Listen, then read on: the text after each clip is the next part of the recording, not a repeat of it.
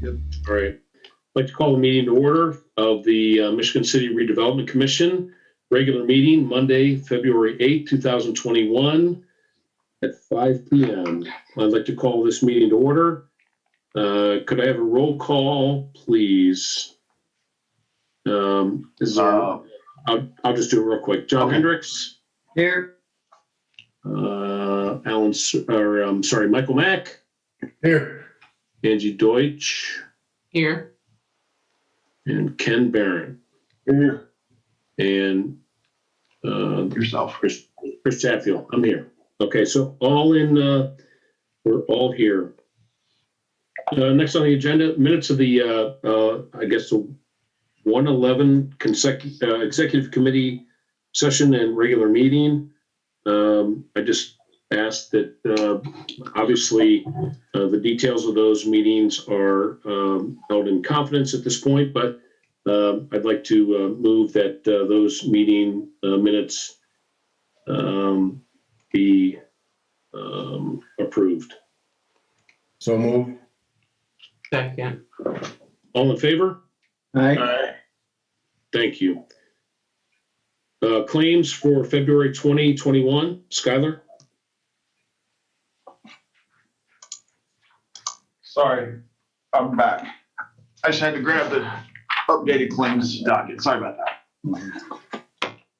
All right, this is the claims for February 2021. In January 2021, we had payroll for CDBG reimbursable. We had payroll for staff and commissioners. The redevelopment operating fund, we had Alan Saranac for monthly retainer for January 2021. Great American Financial for copier fees, January 2021. Harbor Trust Investment for workers' comp. North TIF Fund, we had August MAC 2020 investigations from 11/2/20 through 12/27/20. Beam Longest and Neff for 11th Street Station Block acquisition for our 11/30/20 through 12/27/20. Butler, Fairman, and Seifert for Singing Sands Phase 2 inspections. We had Department of Waterworks for utilities at 1215 East 2nd Street. We had Carol Spreitzer for facade reimbursement for 622 through 624 Franklin Street. We had LaPorte County Appraisal for appraisals of 5 parcels, 8th in Michigan. Neighborhood Capital for transition services contract. We had NIPSCO for utilities at 1215 East 2nd Street. We had Plouffe, Shadley, Racher, and Braun for 1002 Franklin Street. And we had Alan Saranac for legal services in the North TIF. And any questions from the commissioners on the finances? Hearing none. Move we approve the claims. Second. All in favor, say aye. Aye. Aye. Motion passes. Thank you. Next on the agenda, financial report for 12/31/20. This is the financial report for 12/31/20. In our operating account, we have $218,294.32. The Southside TIF account, we have $6,263,786.98.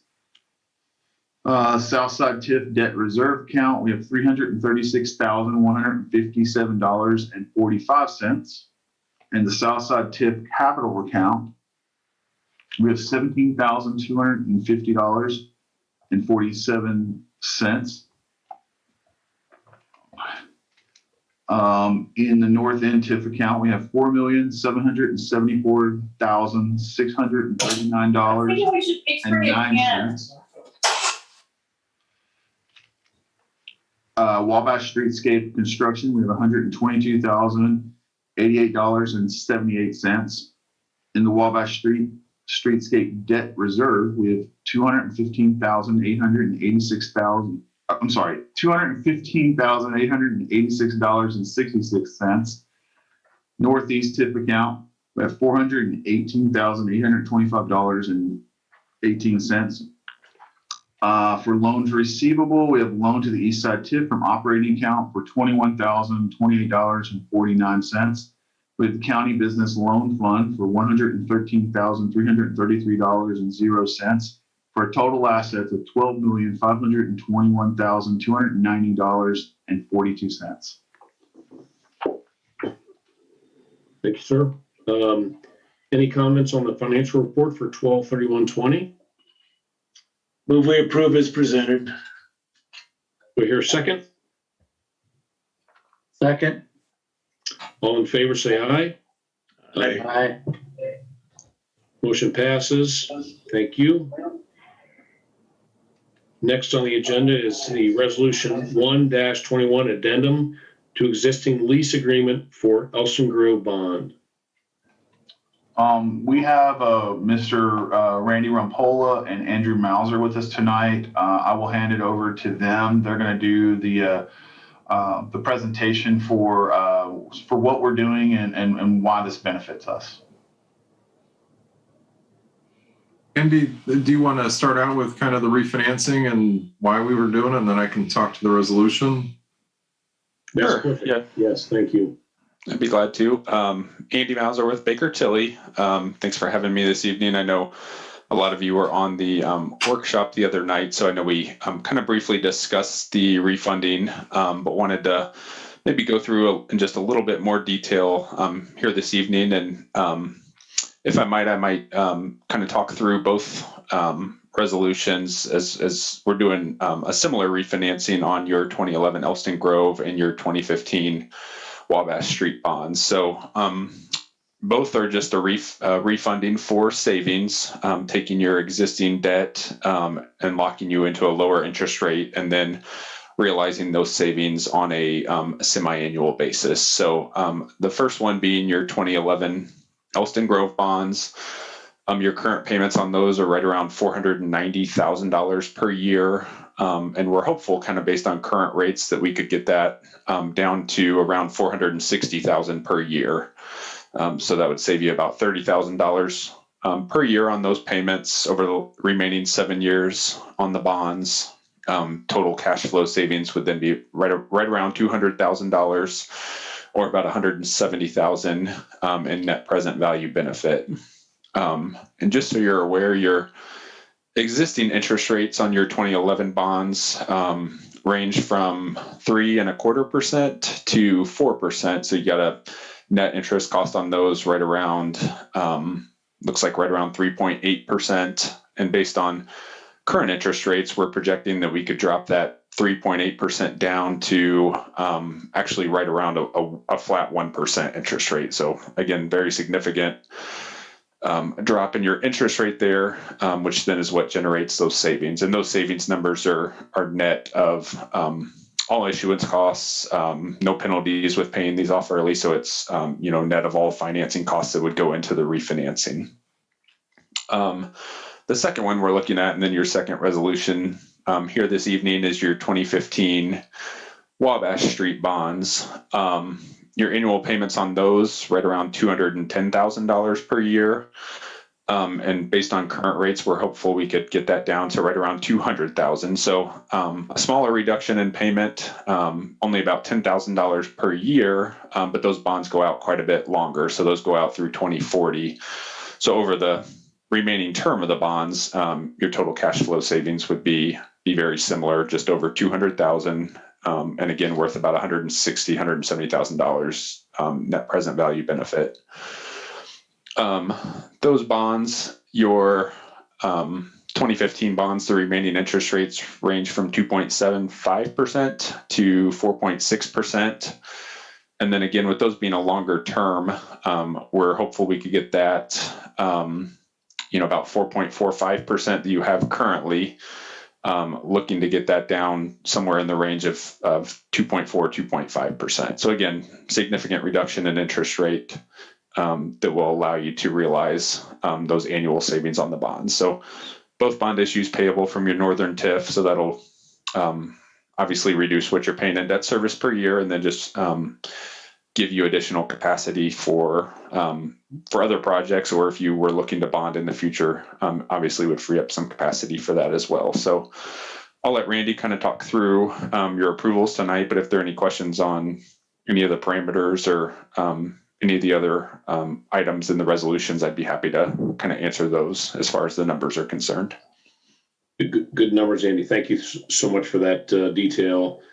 When we have the opportunity to save cash flow, it's important. So thank you so much. Randy?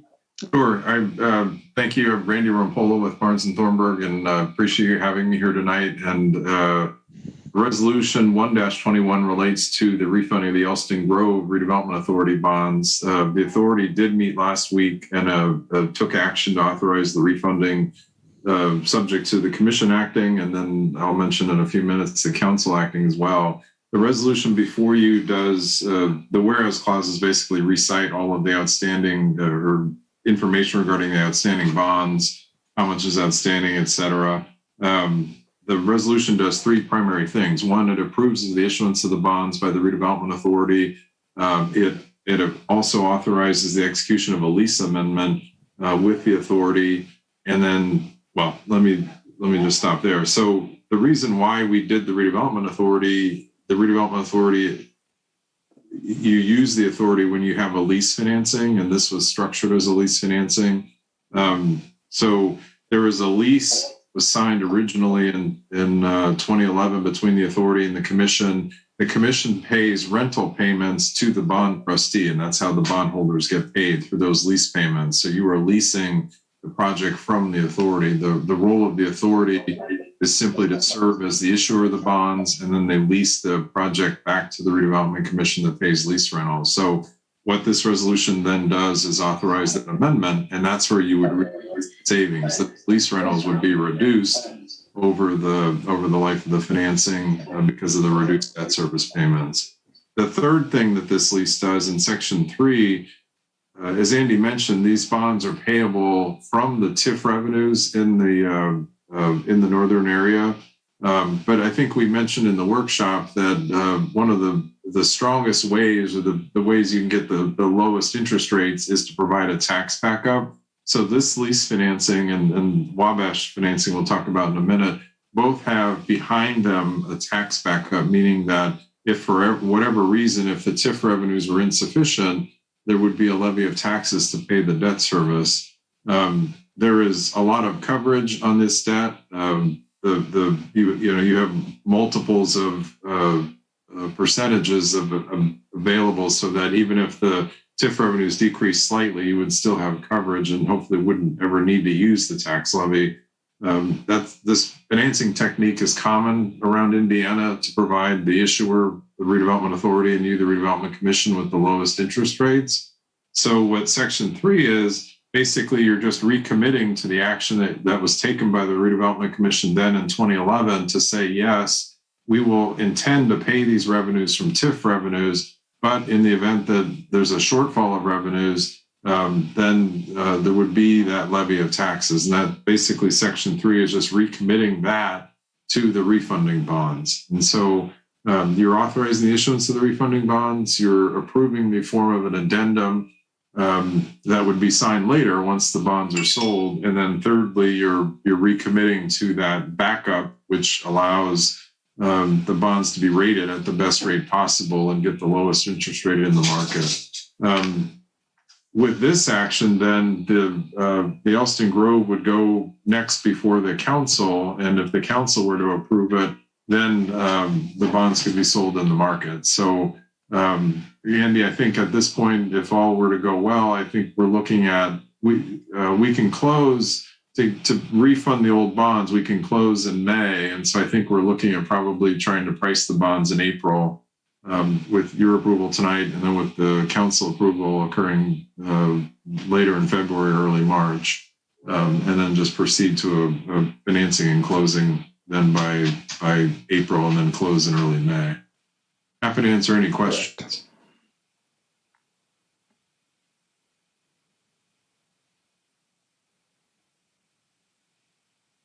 Chris, I think you're muted. Chris, you're muted. Yeah, sorry about that. Any questions? Randy, thank you for that. Yeah, perfect update. So any questions from the Redevelopment Commission on these two resolutions, 1-21 and 2-21?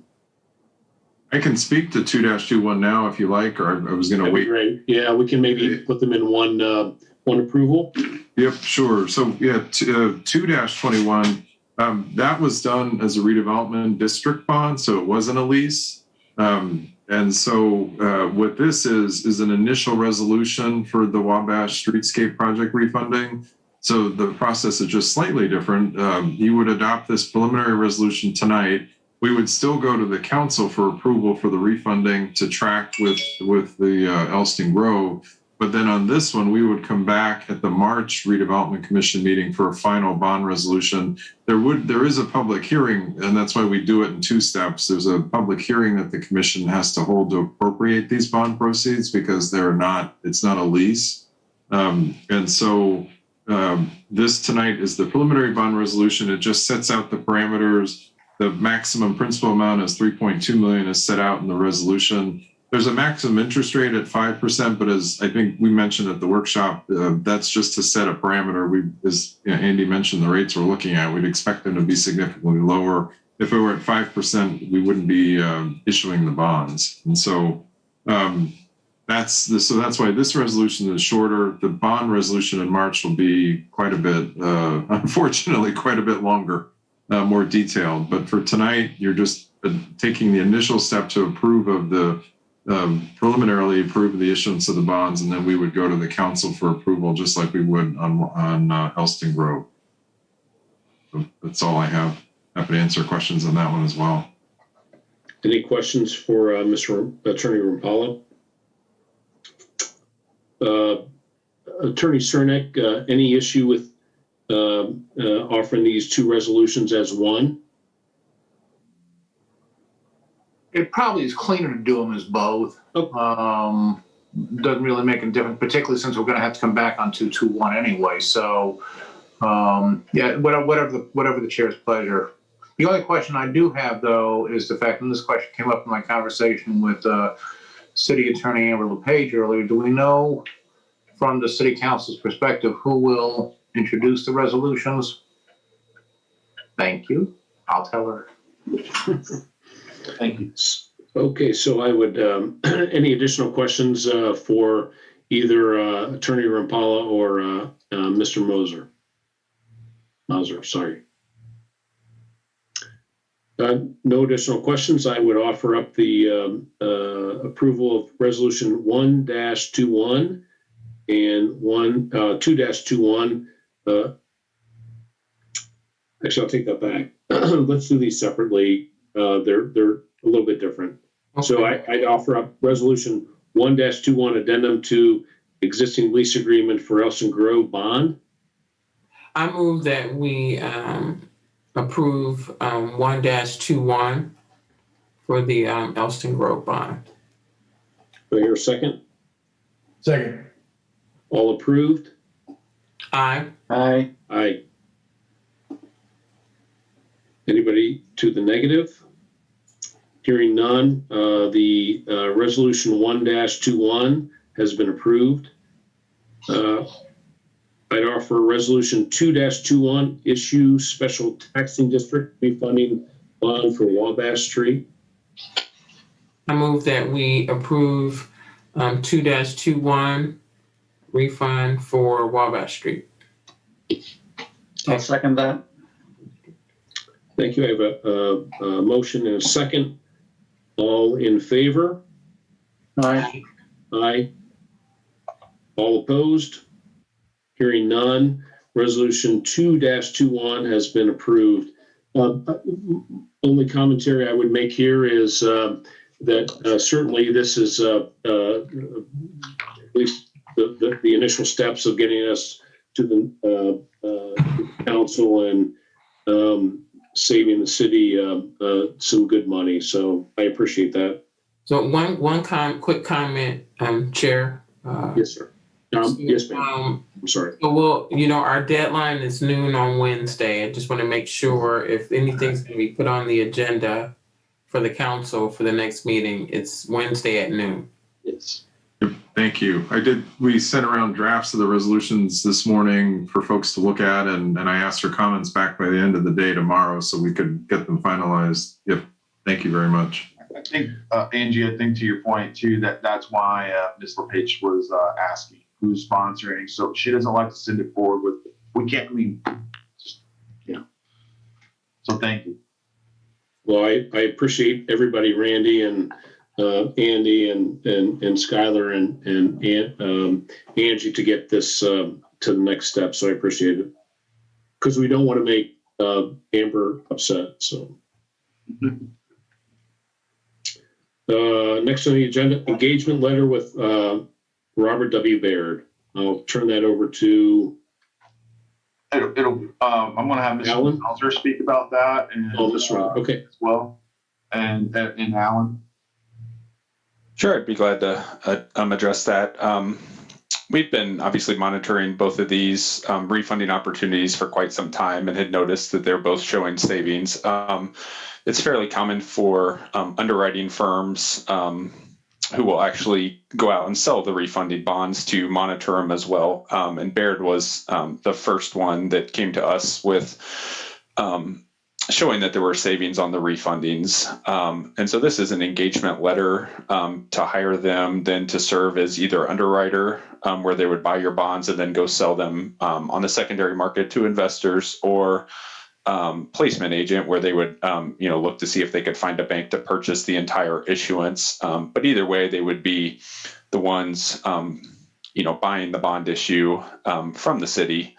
And there's really two ways that bond issues can be sold. One is through a competitive sale, where you set a date and time and then go to the market and issue bonds at that specific date and time. The second is to do what you would be doing here, which would be to hire an underwriting firm up front, and then that allows us to monitor the market, which is really the ideal way to do it on a refunding, because if we get close to the bond sale and rates have increased and it doesn't make sense to proceed at that time, we'll have a good read on the market. They'll be actually talking to investors and giving us reads on where interest rates are. So like I said, it allows us to monitor where interest rates are and make sure that there's sufficient savings before you would proceed. So this is just an engagement letter that they had asked us to forward along on their behalf, which again would hire them, allow them to start working on marketing bonds and running analysis on their end. And so it's got all their various terms. I had read through it just to make sure it was kind of standard as far as what we see with engagement letters from underwriting firms, which it is. And it also has their fees laid out there, which would be 0.75% on a underwriting, and then 0.7% if they did serve as placement agent and found a bank to purchase the entire issuance. So typically on a competitive sale, we would recommend going out with a discount not to exceed 1%. So those are both, well below with what we would typically see on a competitive sale as well. So if there's anything specific in there, I'd be glad to answer questions on it. But, again, just hiring them so we can get them involved in the refunding process. Any questions for Andy? Thanks for the update. You're welcome.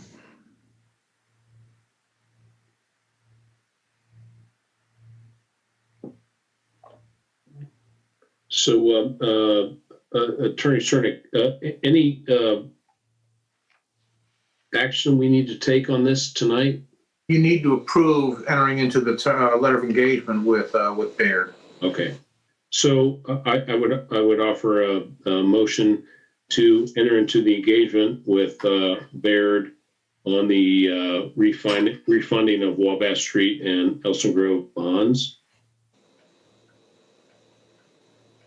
So moved. Second. All in favor, say aye. Aye.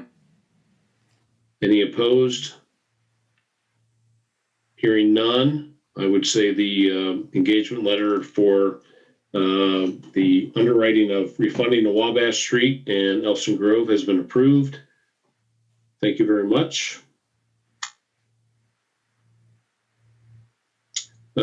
Next on the agenda, sidewalk repair program for TIF areas. So Skylar, would you like to start or? Sure, I can do that. I can at least kick this off so we can have a discussion about it. Sidewalks are always kind of the proverbial thorn in our side sometimes. They do serve a great public purpose, and that they provide an area for people to walk that is not on the streets. So you can think of places where there aren't sidewalks, and oftentimes you'll see social paths where people are trying to get off the street walking. So they do serve a very, they're very important especially for our urban downtown. With that being said, I've had lots of conversations with our city engineer. I've had numerous conversations with probably most of the council. And I think you guys have probably heard me talk about sidewalks as well.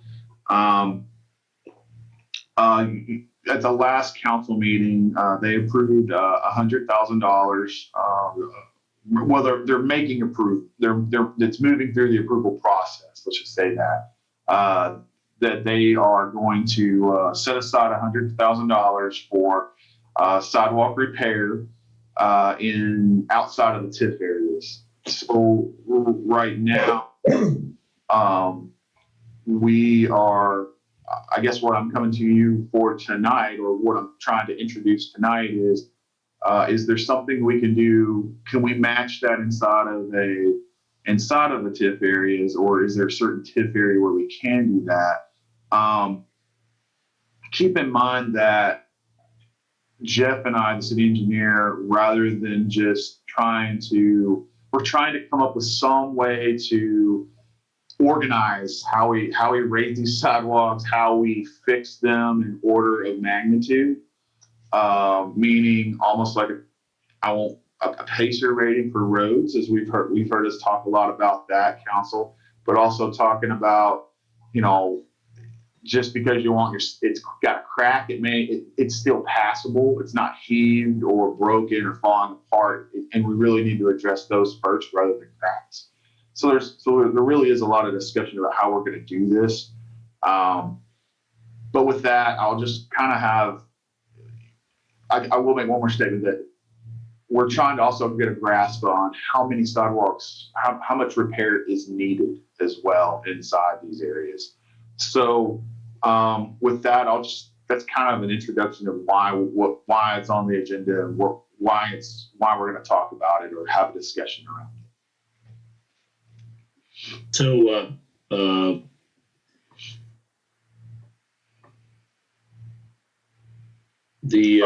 was a lot. yeah, no, the detail was there. I think the Redevelopment Commission is very willing to assist in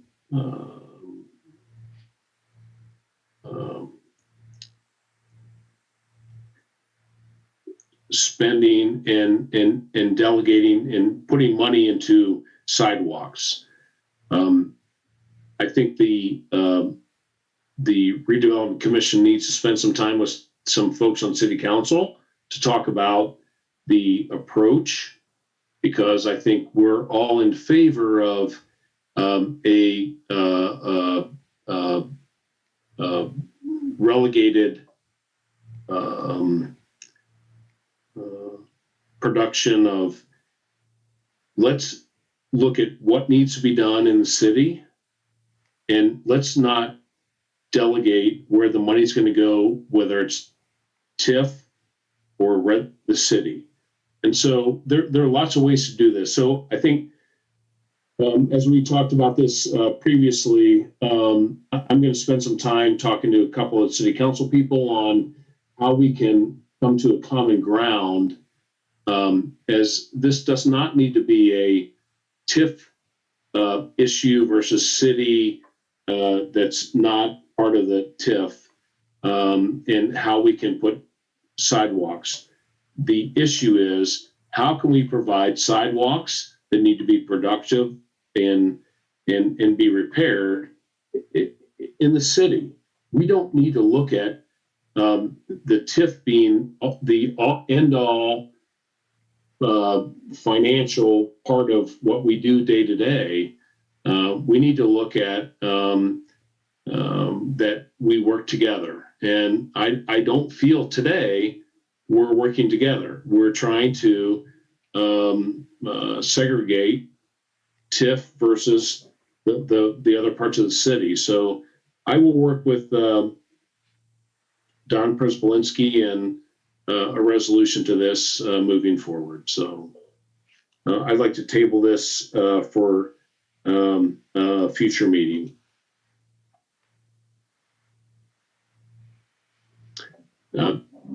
Any questions or comments? I wholeheartedly agree. So I would ask at this point that we table item number 9, sidewalk repair program for TIF areas for a future meeting in the future meeting.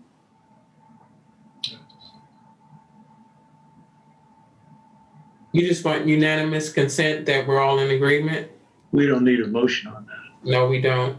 Okay, we'll move forward. Yeah. That'll give us time to come up with a plan too, as well, with respect to me and Jeff. We've been talking a lot about it, so. Thank you. Next, public offerings, or public offering for 8th and Michigan parcels. So this is a piece of land that the Redevelopment Commission has owned for a while now, and I'm going to ask Alan to jump in on this whenever he would like to. But we've had a lot of interest in this piece of land, and we need to go through the proper. We need to go through we need to follow the proper procedure to dispose of land. And that's why we're at this juncture. We need to make a public offering for it. And I'll leave it at that. I'll let Alan go more into the legalities of it all. The statute says that when a governmental entity owns a parcel or parcels of land, and they're looking at disposing of those properties, they need to actually get them appraised, and then from the mean offering, the mean appraisals, they put it out for a public offering, and that anybody who's interested can submit on a specific form and on specific requirements, but basically they can submit an offer for that parcel. That then would come back to the commission and it would be a sealed offering.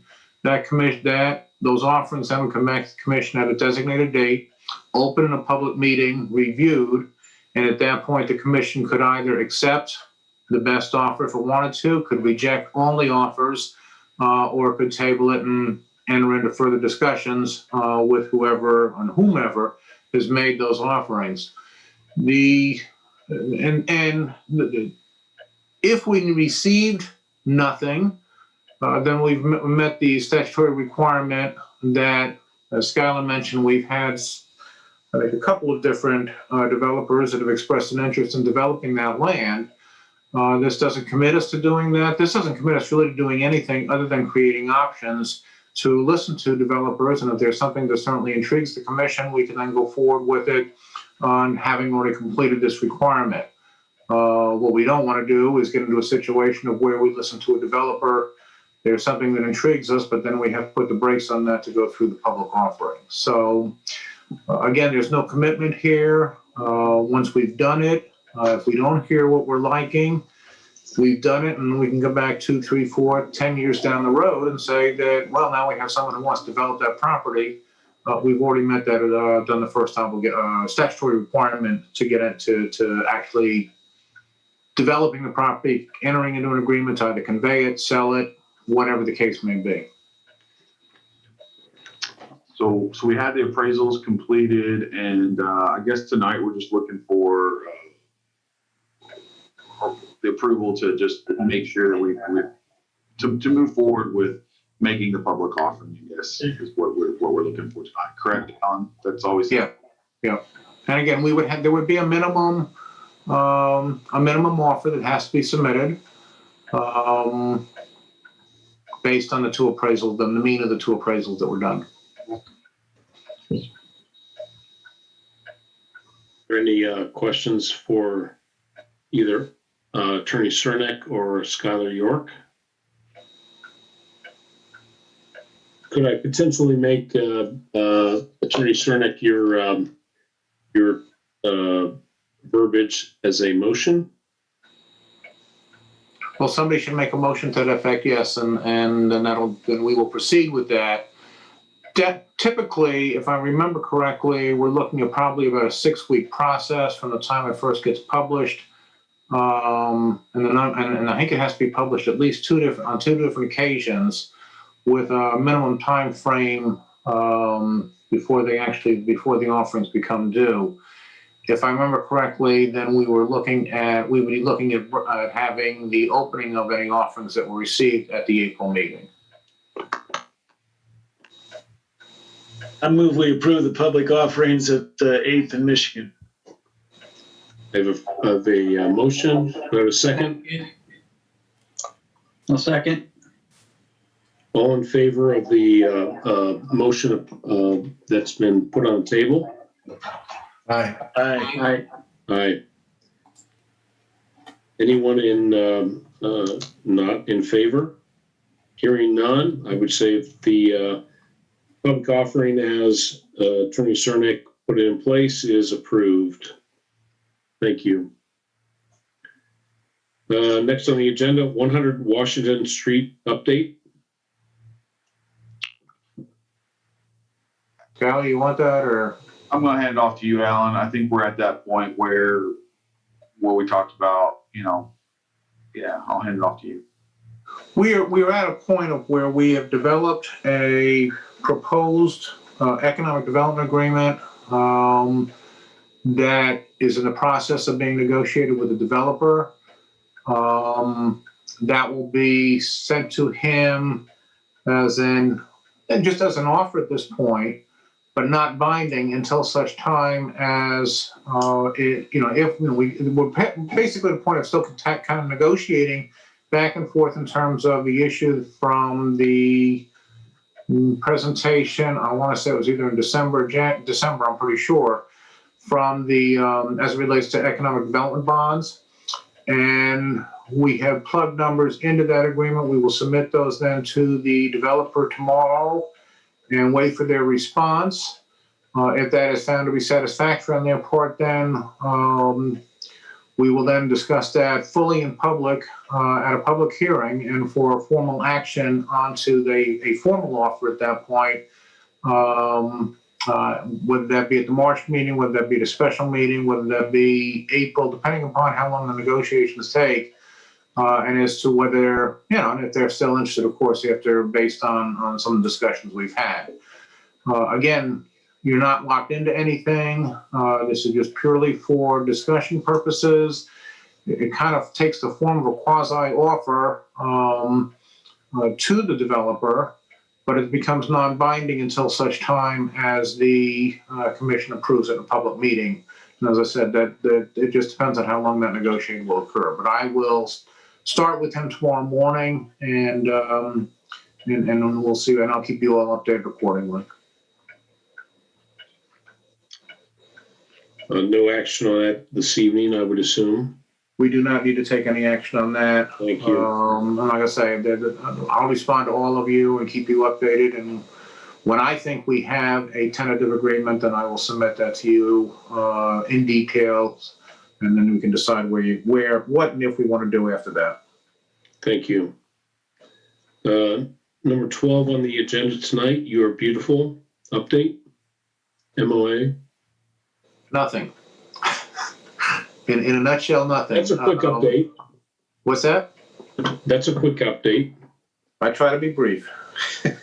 Where we are is just, we have submitted, I think, where we are is the same place we were last month. We have received a proposal from them. We have responded in great detail back. And we're waiting for them to respond to that, which they said that they will do. And in fact, I think as recently as last Thursday or Friday, their response was they'd hope to get something to us. Yeah, it was on Thursday, because they thought they'd get something else either on Friday or sometime early today, and I've still not received anything yet. So yeah, nothing. So that's very fitting. The next item is a station block. And I have nothing to report on that at this point also. Same reasoning. Well, I'm disappointed because we have the ding, ding, ding. So that's all right. Chris, can I go back to the one for You Are Beautiful, for the Yes. new members, Councilwoman Yeah. and Councilman Mack. If you guys have any comments about that project, I think too they were looking for some feedback. The corporation, the company, or the people we're working with. If you have any thoughts for that, just email me and I can make sure those get passed along. Okay, just wanted to put that out there. I would definitely do that. Okay, I mean if you don't, that's fine. But if you do, just send them to me and I'll make sure they get passed along. Yeah, they're positive. Ask that question. It's good. Thank you, Skylar. So no station block. Back to legal counsel. Any comments tonight? I will be less brief on this. The first comment is the fact, just as a matter of record, there was an executive session prior to this meeting, and all issues discussed were permitted by the open door law, and no decisions were made. No action on any kind was taken. The second thing is where I'm going to be a little bit more in depth, and this again is more from the viewpoint of councilpersons Mack and Nelson Deutsch. Well, I want to say, like in 2016, we commenced a legal action against Bagley Cleaners for contaminated work site that is right on the corner. It's just a little tiny triangular parcel, but it's right on the corner of Michigan Boulevard and 11th Street. That's a former site of the dry cleaner. Save the details on everything, on what the theories were behind it. But then in August of 2019, we reached a settlement with Bagley for an environmental cleanup action and the corresponding cost for that. They are the main contributor to the contaminations that's down there on the Trail Creek property. And just to kind of circle back to what we're talking about with regards to the public offering on 8th and Michigan Street, that's also on the fringes of where that environmental cleanup is. So that'll come into play within our public offering at some point. But commencement has occurred on those based on the money we received as part of the settlement, which was $1.8 million from Bagley Cleaners. We are still pursuing other polluters on that property. There are legal actions still pending as it relates to some of the other property owners down there, which actually right now are currently in appellate court. But as it relates to the properties that have been polluted by, or all the parts that have been polluted by the directly related to contaminants dumped in the ground at that parcel of Michigan Boulevard and 11th Street, going across Michigan Boulevard and going down that into the whole Trail Creek area there. You may recall from a couple of years ago too, I think it was in early 2020 maybe, or maybe 2019, it was actually before the settlement agreement was made, but there was actually a concern, and we made another IDEM complaint with regards to vapor intrusion on some of those residential properties in that area. So that's the area we're talking about. That's the pollution that's occurred. That's where the contaminants are. And now we've received this $1.8 million settlement to help pay for this environmental cleanup.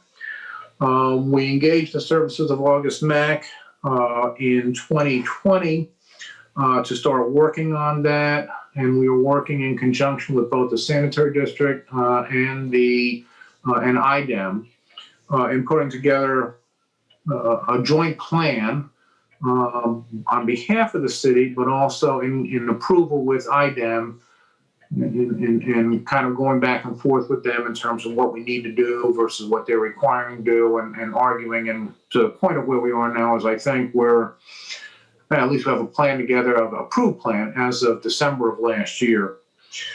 I sent to you early or over the weekend a change order number 1 for that work site. And you'll see in the initial cover letter was that we budgeted initial $527,000, which was basically a guess for what we thought IDEM would require on those properties last year, in terms of just setting the foundation towards going towards, here's the actual plan for cleanup, and then meeting IDEM specifications for before they'll sign off on it, so then we can go forth with going forth with development on all those properties. From that $527,000 that was approved, based on then drawing back from that, what we agreed on doing, what we agreed with IDEM on what needed to be done, only $239,100 was spent from that original budget amount, leaving a balance of $287,900. Change order 1 then takes from where we were in the summer of 2020 with our initial cleanup plans. What has occurred then for the first 6 months, 7 months of the project, and then now we're going where we're going now in terms of the next phase of the cleanup. One of the things this is all predicated on is a standard IDEM requirement of 8 consecutive quarters of monitoring and identification of, in this particular case, a contaminated plume, and then what is being done to the efforts that are being made towards cleaning up those contaminants, and then the continued monitoring showing that the results from the efforts that are being done are obviously heading things in the right direction. So what this change order 1 will do is basically follows through on what's already been started, and taking us through the next year of both monitoring, identifying, and again, this plume has been there for 20 some odd years, but mixed in with groundwater has expanded, mixed in with the overall permeability of the soil down there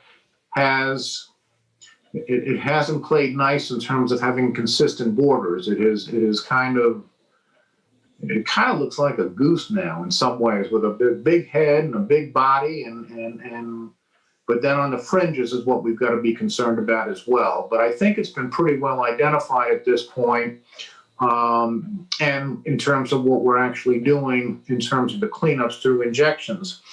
Part of the process also includes running things through the sanitary districts so they can ferret things out and filter things out, and again, continuing to monitor how that all works. So this kind of goes back to what we originally envisioned would happen from 2019, but then as we've learned more information from 2020, and now here we are going through 2021. So, as I said, I was not going to be brief on this one, but basically what I'm looking for tonight is approval of an expenditure of $119,300 on top of previously approved money for this cleanup, which now will take us to, I think, the actual cleanup.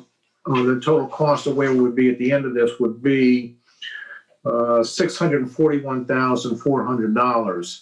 That's the $527,000 that was originally appropriated, and now the $119,300, which takes the concluding expenditures from what was approved in 2020, and then to take us for the change order 1, and the tasks that are identified in that report. So Are there any questions for Attorney Cernak?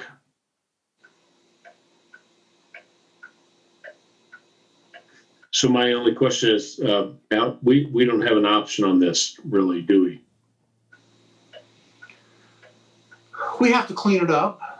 Part of the settlement agreement with Bagley was the fact that for the response from the $1.8 million, it's not like we can take this money and go spend it on something else. I mean, that $1.8 million has to be spent on the environmental cleanups of the Trail Creek properties. So, I mean, again, it's not like, it's not that this is money that was generated by taxpayers. This is money that was generated through a settlement based from a settlement paid by a polluter of these properties, and we are cleaning up these properties. This is what our experts are telling us needs to happen so we can get to the point of ultimately reaching the goal of IDEM signing off on the contaminated site and freeing us up for any kind of development that occur. So I always hate to say that, no, you can't do it, but it's like, this is what the money was designed for. This is what the environmental protection law is geared for, and environmental recovery actions are geared for. So we clearly are meeting the statutory requirements, and we're also meeting the requirements of the settlement agreement and the court action. Any commission comments?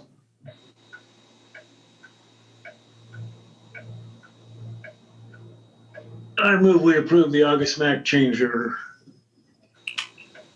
And corresponding expenditure of $119,300. Yes. Thank you. Second. Second. All in favor? Aye. Anybody opposed? Motion approved. Again, let me just say one final thing, and then I'll be quiet. Is that this is exactly what both the Environmental Cleanup Recovery Act is designed to do, and this is exactly what the again, one of the purposes that's statutorily spelled out in terms of what redevelopment commissions do. We look at properties that are polluted, contaminated, and then we go about trying to find the person who or group that's responsible for it, and then we get money from that group, and then we oversee the cleanup so that it can be returned to valuable property. And clearly, by its geographic location, this is very valuable property for the city of Michigan City. And now I'm done. Thank you. Wholly agreed. Thank you. Schuyler, director from, or report from director. I don't really have a lot. I don't have anything to report tonight. We've just been trying to, I met with the redevelopment authority this week, just trying to get everything organized for the refunding of the bonds, getting all that organized. We did have, I will recap, we did have a joint TIF council, or a joint redevelopment commission council workshop that, I personally thought was a really successful workshop. We probably could have went for another 30 or 40 minutes on that one, which, we can do it again if that's something that we need to do to revisit again. By law, we are required to do that. I believe once a year by law, we have to provide something very similar to that, and we usually do it in a public setting at our redevelopment commission. You might recall we did that in October last year. So by law, we'll have to do it again, and I would just encourage other members of council who aren't going to be there because they're members to make sure that they're at that meeting when we do that. And we'll make that public so that everybody knows when we're going to do that presentation. But anyways, that's all I really wanted to say. I thought it was a good meeting. I thought it was a successful workshop. So I would, pardon me, I would expound on that. I thought it was a great meeting, and we it was needed. So any public comment tonight? Let me make sure. Dahlia is on. Dahlia, you're on mute. You're on mute. Oh, that, okay. Now that I've been recognized, hi. I just have some questions about the 100 Washington project. I've got some feedback from residents. First of all, regarding the south-facing direction of that, from the really quick slideshow, and it was really quick. It didn't look that great, and I was just wondering if that's going to be kind of looked at. I know it's not a final project. Also about the station being destroyed. I mean, it's one of these classic old buildings, and people were wondering whether that can be saved. So I'm just kind of bringing this up that these are some concerns that I already heard. And a third thing is, would it be possible to get like at least a site plan for that? Because, all I saw is that really quick slideshow, and I'd kind of like to see more about, what the project looks like. You say what was the side, I will get this. No problem at all. But what was the side of the building that you heard concerns about? The south facing, facing 12, it looked like kind of a prison wall. I don't know. It looked pretty bad. So yeah, I'm sure it's not the final design, but the aesthetics of facing the rest of the city also have to look nice besides just going out towards the water. Yeah, and Dolly, You were not alone. You and your constituents are not alone in that opinion. No, you're not. Dahlia, just so you know, it was actually brought up at that meeting about that south wall, and it was a very short comment, but Ernest, the developer, we can look. He basically said, yeah, we can look into that.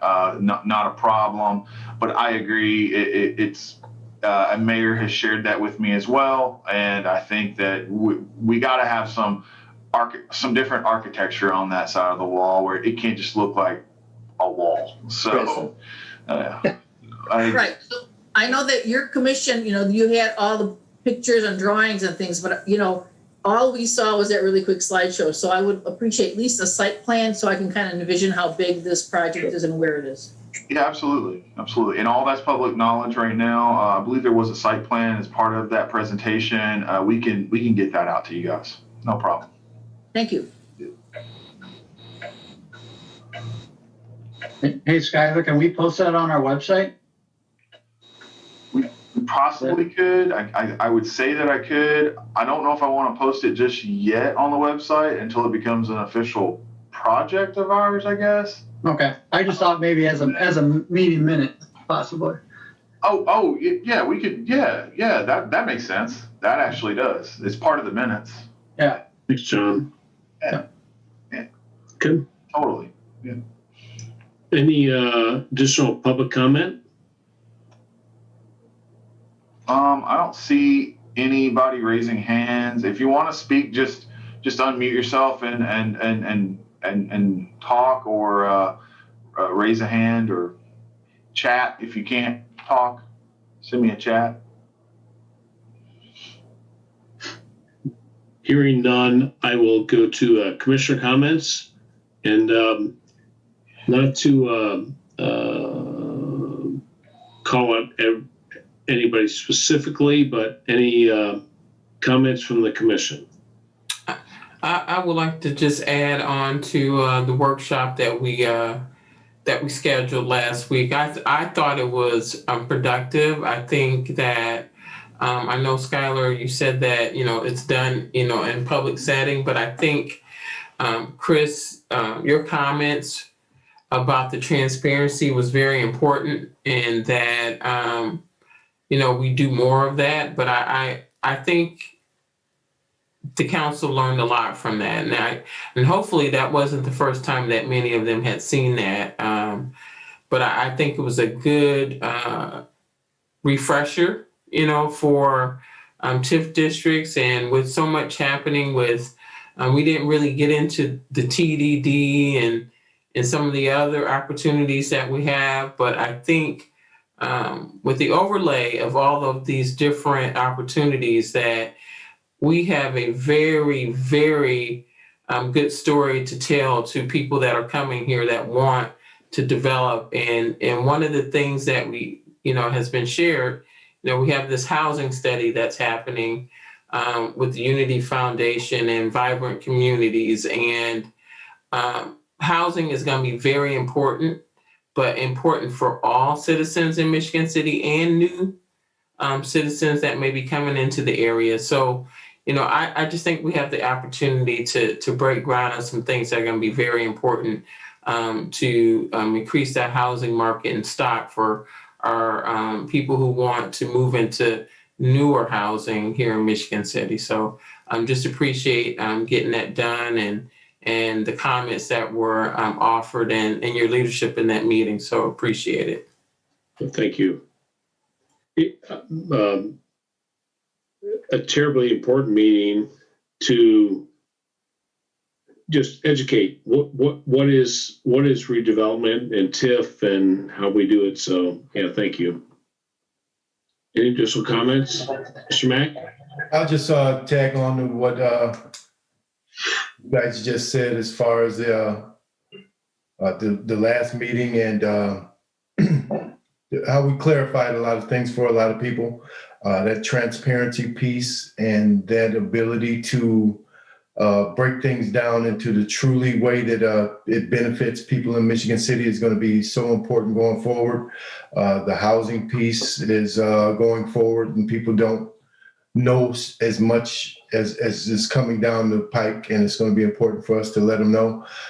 Educational partnerships are coming down the pike. The development that we've talked about tonight is coming down the pike. And I'm just very confident that we're going to handle these things in such a transparent manner and such an ability to sell and tell the community the story of what we envision and how it's going to benefit all of us. I wouldn't be part of this if I didn't think it could benefit the regular old 8th, 9th, 10th grade Michigan City people. So, and going forward. So thank you for your direction in that. And, we've got some partnerships that are going to help us there. So that's all. Thank you, sir. Yeah, I've got a comment, Chris. Thanks, John. As a future activity for the commission, and I know we've talked about it in the past, last year, just briefly, is the Town Center Road down in front of Menards, going over to the Walmart Road. Yes. I'd like to see that activity start more in earnest a little bit. And Skylar and I have exchanged some emails, and Yeah. I'd like to talk to him and Jeff Wright about not only that road, but also the roads in front of like Meyer and behind some of those stores do not look like they're zoned correctly or ownership corrected to the city. It seems like they're still owned by some of those entities that own the actual stores. So I think we need to get that cleaned up in there, Jim. Yeah, Skylar and I have talked about that a little bit, and hopefully that will get, it's on our agenda, John. Thanks so much. Yeah, thank you.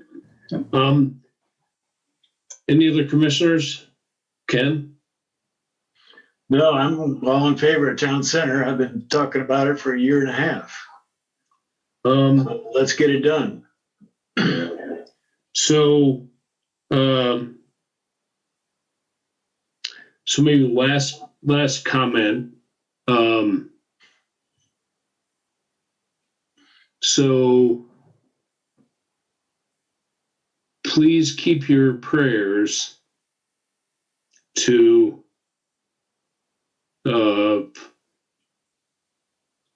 one of Michigan City's great, the Gaston family.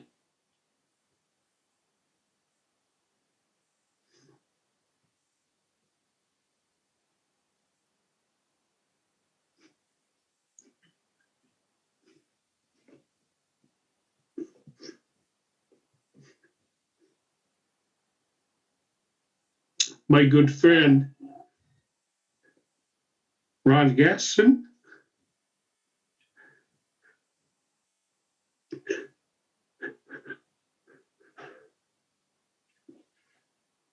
I feel you, Chris. Yes, I do.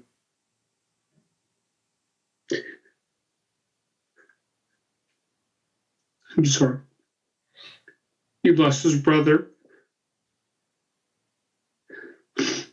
Friday night, and please, we are a community of good people, and